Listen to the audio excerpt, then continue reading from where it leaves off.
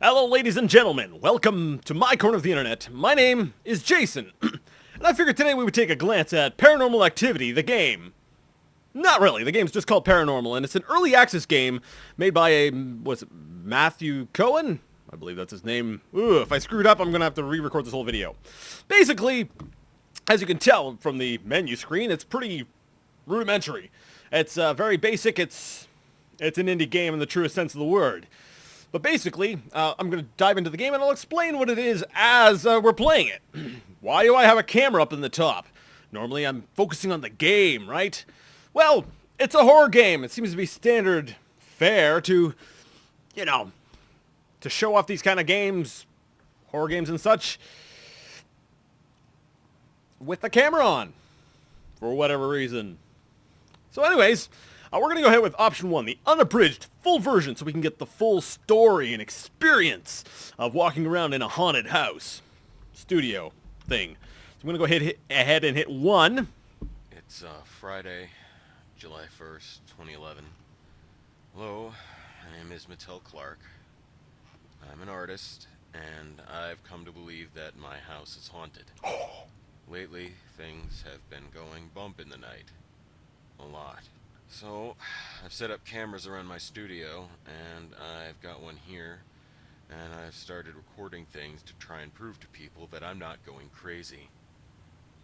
This is the studio. This is where the magic happens. Don't mind the posing mannequins. I picked those up at Amazon. They help me visualize the 3D space when I'm working on my sculptures. There's some works in progress over there on the mat. Hopefully something will happen here in a second. Really trying to show that this is real and that I'm not trying to get famous on the internet.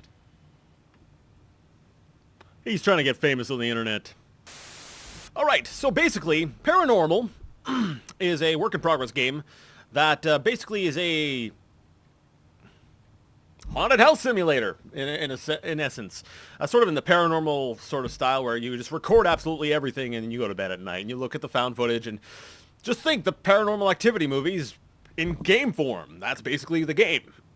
You can walk around, interact with certain things, and yeah. Now, right away, I got some qualms here. Who sets up these dummies the way they are? Some of the design choices, I feel, kind of take me out of the experience. I don't know, I just wouldn't have these guys sitting all over the place, but I don't know, I'm not the artistic type. Well, yes, I am the artistic type. I still don't understand, but I'm not a sculptor, so maybe this is a normal thing. So let's go ahead and start walking around the house.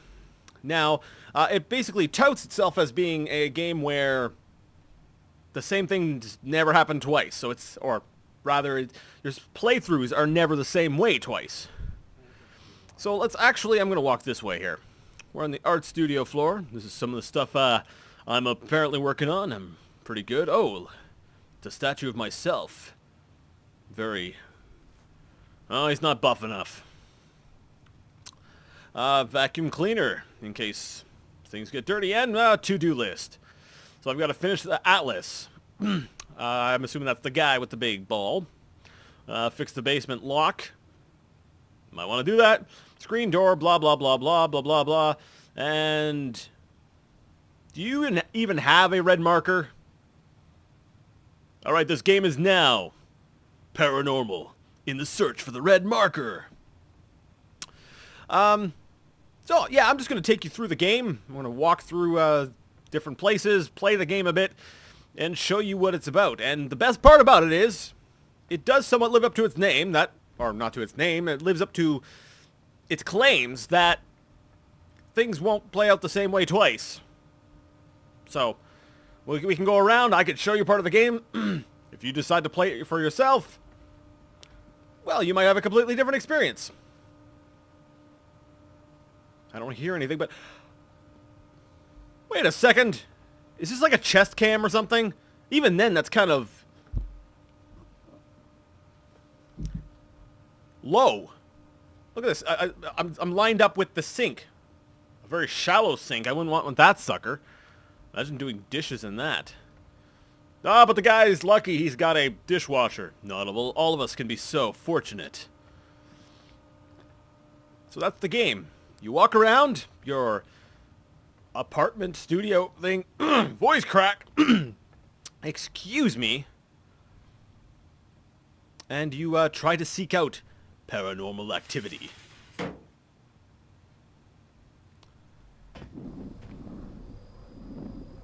Now, sometimes I've actually come out here and it's been raining, so yeah, it's definitely dynamic. It's got a lot of randomization. Ah. Whoa!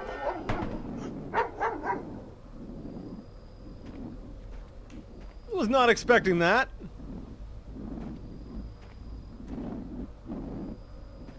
That's kind of cool. Well, there we go. Game's over. Game is over. We've got conclusive evidence on camera of the paranormal. Mission complete, boys. Mission accomplished. Let's go home. No, seriously, why does he have to be an artist when he just caught that?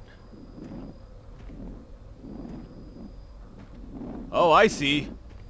He might not survive the night. Why do I keep saying he? It's me! I might not survive the night. Cool. Now, I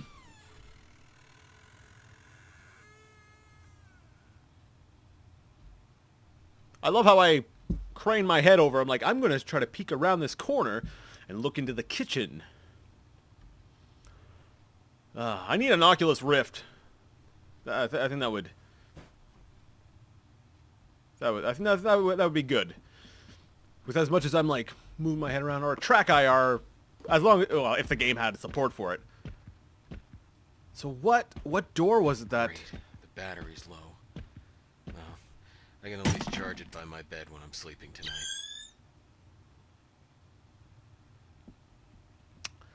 Now, we run into one of the problems I tend to have with the game. It does... Well, anyways, it's a little bit contrary to how I would make a supernatural horror game. No. Stop. I'm stopped. I'm not moving. Oh, but my battery's dying, so I've got to go back up there, so... See, I feel like it escalated too much. I think a good supernatural horror game would be a game that just starts off slower. It gives you just enough to be like questioning, did I actually see that? You know, use visual tricks. The guy's got every trick in the book going here. He's got the camera thing, and he's got distortion later on, and you know, look at these particle effects, like the fish tank.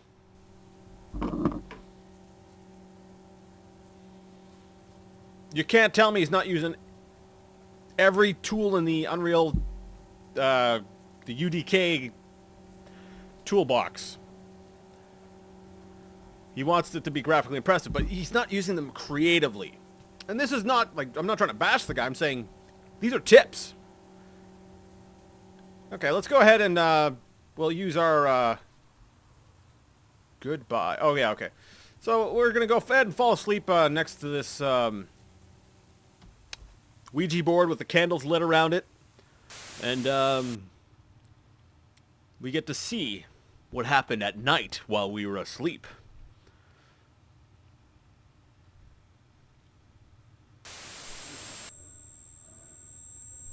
There's a creepy little girl. And she's gone.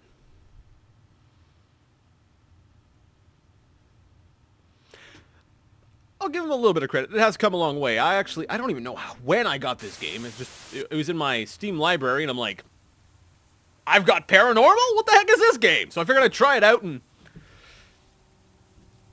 see what it's all about. And here we are. But yeah, I'm going to give him credit. When I first tried it, I only tried it for a couple of minutes, so don't worry, I don't know ahead of time every single little scare that's going to be coming to the table. But he's definitely done a lot of improvements.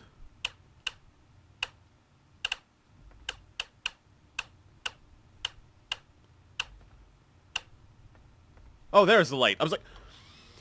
I'm like, you know what the part that scares me? It's not the fact that the light is blinking on and off. It's that there's no light source. But there it is. I'm evidently blind, and it's right there. So, we saw a little girl here with that camera up over in the corner. She was standing about here. Cool.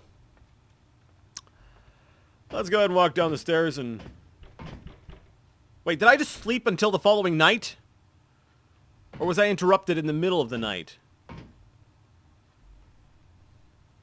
I think that's more likely. Now, is it just me or the... I think the no stop has actually been, smudged. There's been, like, marks over it to rub it down. So, at this point here, actually probably a lot earlier, I would have personally been, you know, going to a friend's place, calling the cops or something, or getting in my car and leaving. Which also falls into going to my friend's place. So let's go over and take a look at the garage. And I take back what I said about things looking better. This door is obviously broken. I hear voices. Or a voice, rather.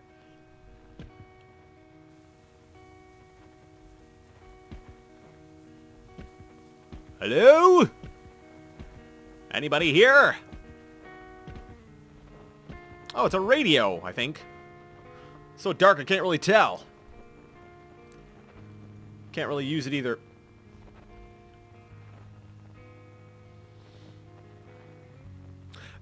It looks like we've almost got open flame on a wood wall next to a large high explosive tank.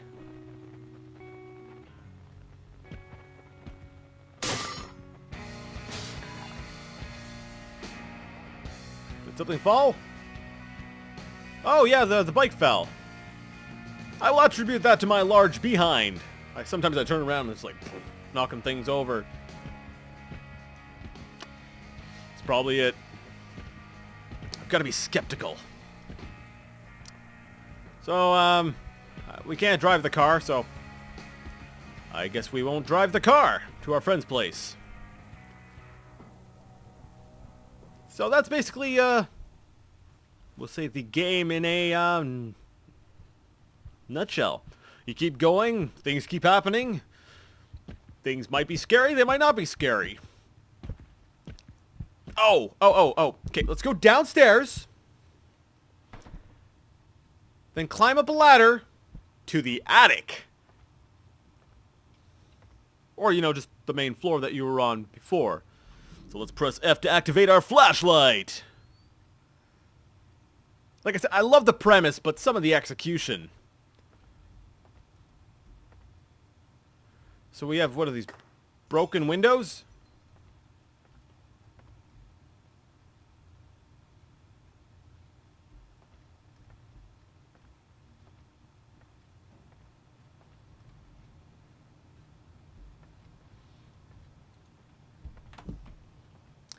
And, but that is one thing I do approve of. Taking a while to, were those boxes in the middle of the room last time?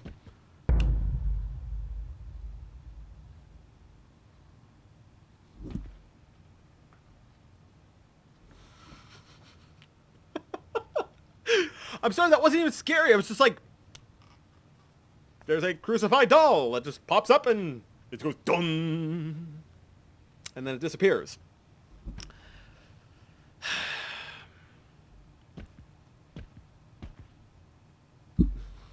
I'm sorry, that was actually one of the poorest executions of a jump scare that I've really ever experienced. That was bad. They're not all terrible. I'm trying to be fair here. I hear my phone ringing. Oh, that's right. The phone is on the counter. On the countertop. But I can't grab it, so it'll just keep ringing. The water's turned on.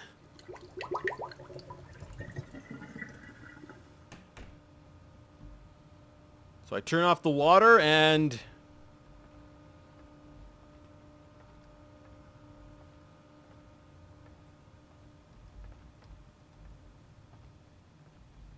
I keep walking. This is another one of those. You know, I've noticed it. What the heck was that?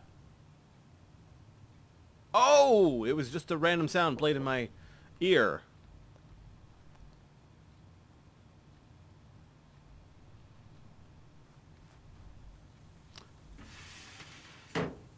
Let's see if there's anything outside. This camera evidently is waterproof and about to run out of batteries.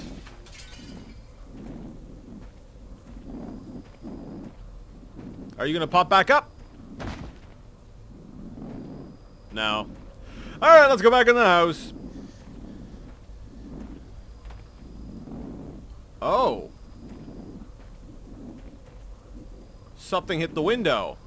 And the handprints are now on the other door. Alright, let's run back to the bedroom. No, stop, leave, no. See? The ghost is telling me to leave. It's saying go to your friend's place.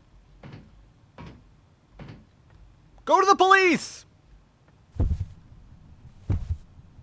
What? It just took control of my mouse.